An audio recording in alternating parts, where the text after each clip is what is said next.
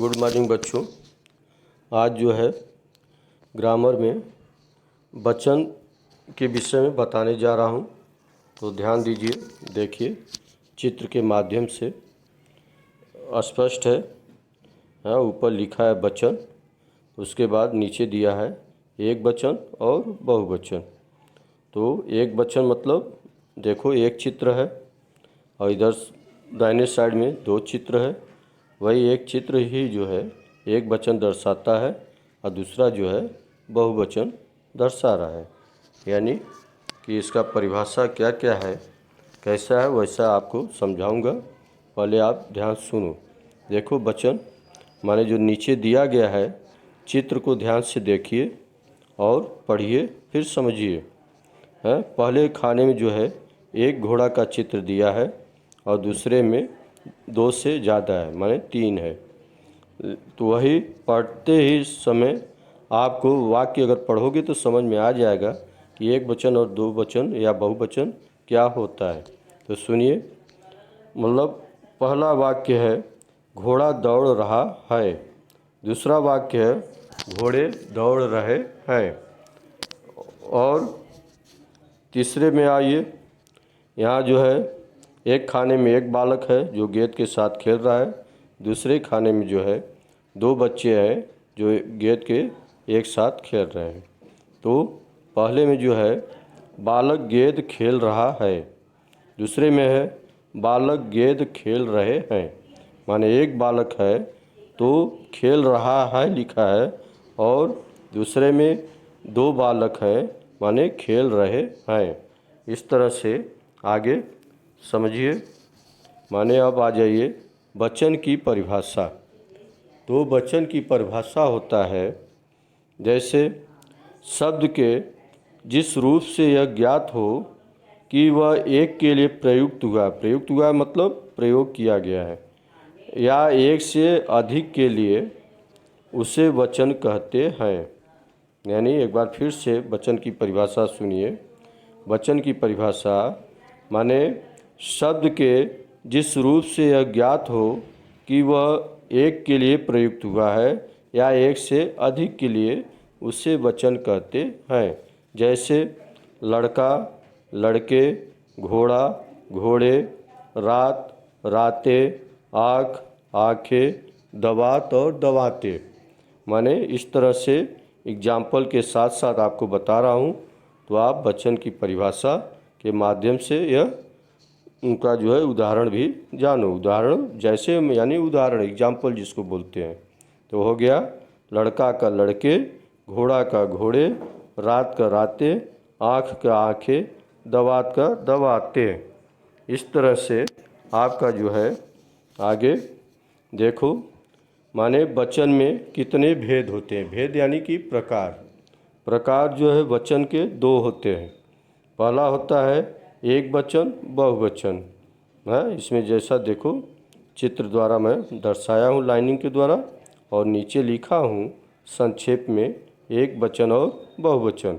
यह हिंदी में आपको जो है सिर्फ दो वचन होता है, लेकिन संस्कृत अगर कभी पढ़ने को मिलेगा समझने को, तो उसमें तीन वचन होते हैं। उसको बोलते हैं एक वचन, द्विवचन और बहुवचन।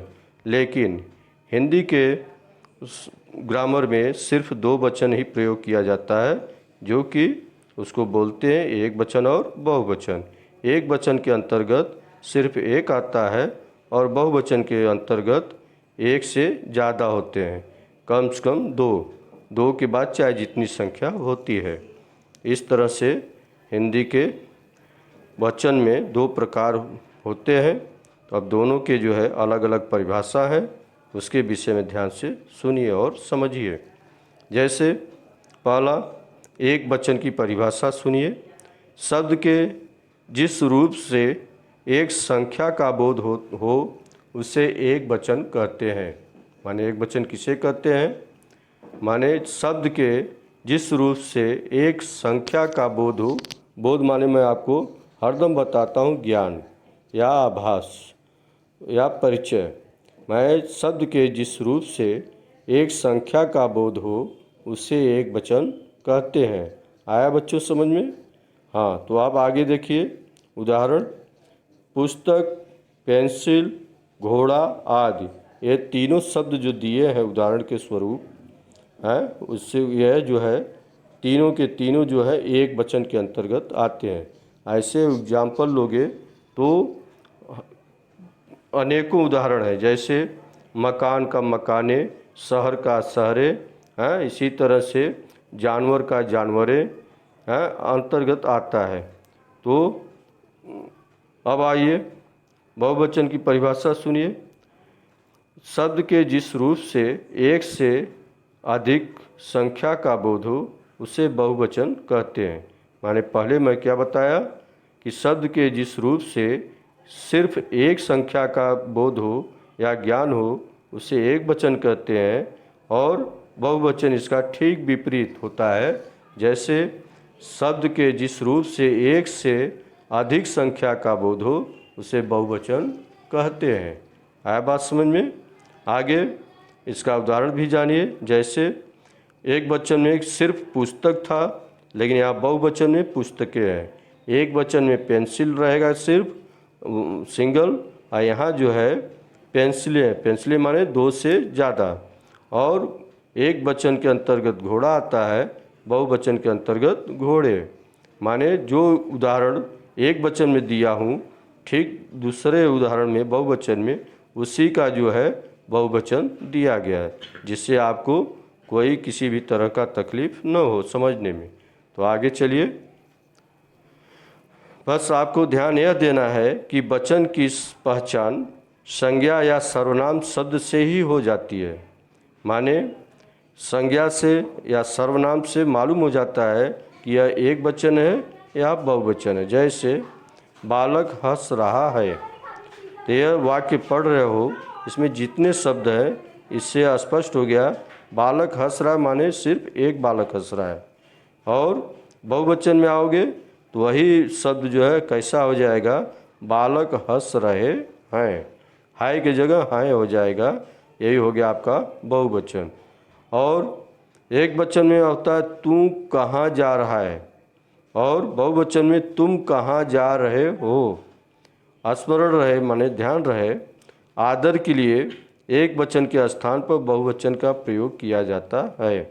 माने जो आदर सूचक शब्द होता है पढ़ने में तो एक वचन दिखेगा, लेकिन इसको बहुवचन के अंतर्गत प्रयोग करते हैं।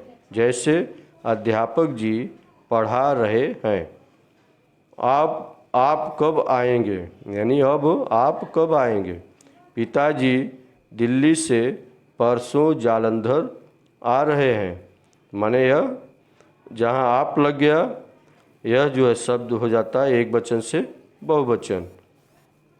तो आपको जो है सिर्फ यह ध्यान देना है कि वाक्य कैसे दिए गए, किस प्रकार के हैं, तो आप पढ़ने से ही आपको एक वचन और बहुवचन क्लियर हो जाएगा। तो कुछ शब्द ऐसे भी होते हैं जिनका प्रयोग बहुवचन में ही होता है। जैसे लोग, दर्शन, प्राण, आंसू, बाल आदि। जैसे माने नित्य माने डेली, नित्य माने प्रत्येक दिन या हरदम हमेशा। लोग क्या कहते हैं कि आप लोग यहाँ कब से कब की प्रतीक्षा कर रहे हो। प्रतीक्षा माने इंतज़ार। तो अब आप लोग यहाँ कब से प्रतीक्षा कर रहे हो। आप लोग में माने कई लोग हो गए। ऐसे किसी भी व्यक्ति को अगर बड़ा है तो आप संबोधन करते हो, हैं माने उनको आदर देकर आप बोला जाता है। लेकिन कई लोग हैं तो भी आप कोई पूछेगा प्रश्न तो आके बोलता है कि आप लोग यहाँ कब से बस की प्रतीक्षा कर रहे हो। माने आप लोग मतलब कई लोग होते हैं। तो आपके दर्शन करके मन प्रसन्न हो गया, उसके प्राण निकल गए, बिना मतलब के आंसू कभी नहीं निकलते। ये सब वाक्य पढ़ने से लग रहा है कि एक वचन है, लेकिन जैसे मैं पहले बताया लोग, दर्शन, प्राण, आंसू और बाल या इसी तरह से और अनेकों शब्द होते हैं जो देखने में बोलने में लगता है कि एक वचन है, लेकिन यह एक वचन के अंतर्गत नहीं आते हैं। ये बहुवचन के अंतर्गत ही यूज माने प्रयोग किए जाते हैं। तो आपको जो है कई बार बड़प्पन दिखाने के लिए भी बहुवचन का प्रयोग किया जाता है। बड़प्पन मतलब शाबाशी या जो है उसको बढ़ा चढ़ा करके कहने के लिए, सम्मान देने के लिए। जैसे पिता ने पुत्र को कहा, बेटा हम जा रहे हैं, काम जल्दी निपटा लेना। माने यहाँ पिता भी और पुत्र एक ही है, लेकिन वाक्य में जो है यह बहुवचन के अंतर्गत आएगा। जैसे पिता ने पुत्र को कहा, बेटा हम घर जा रहे हैं, काम जल्दी निपटा लेना। तो आपको जो है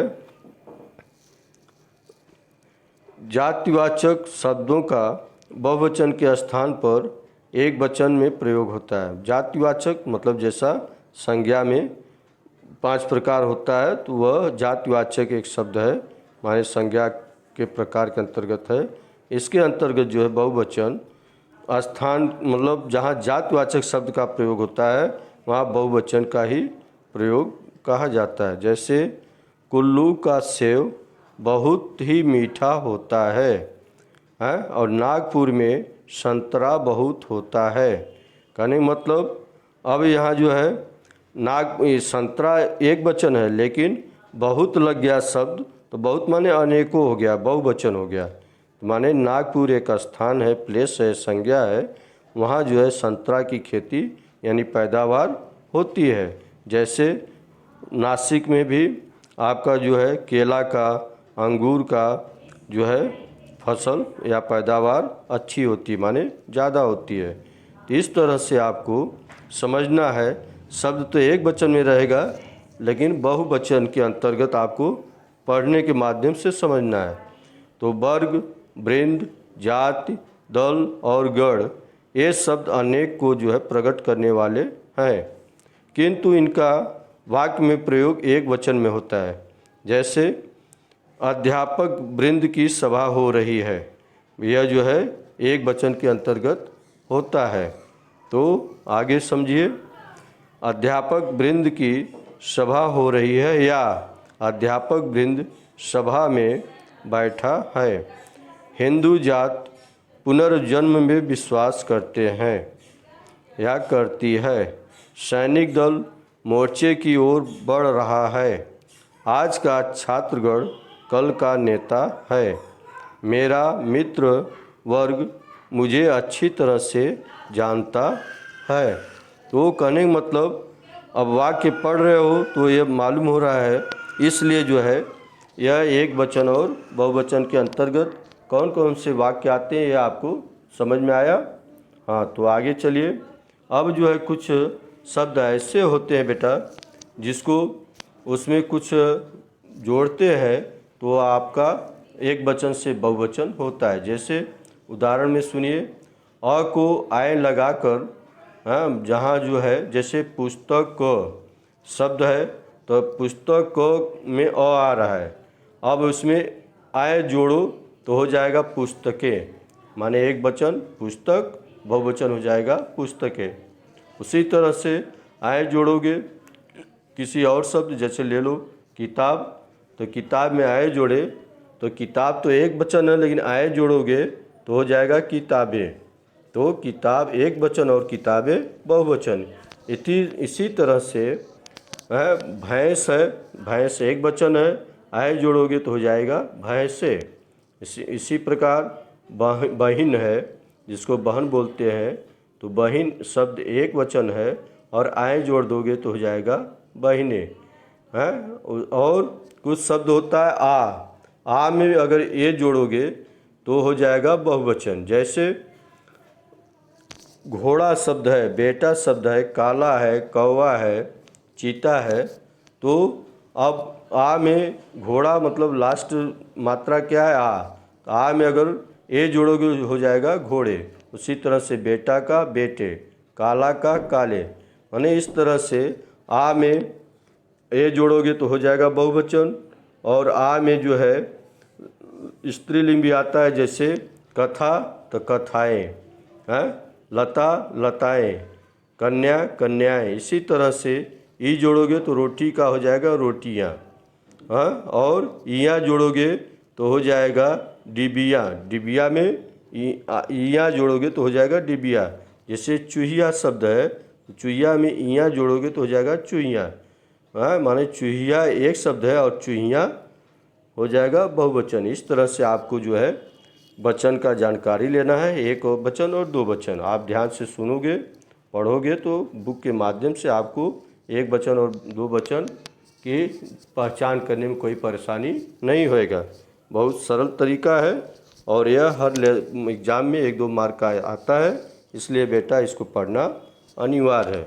आज के लिए इतना ही, धन्यवाद।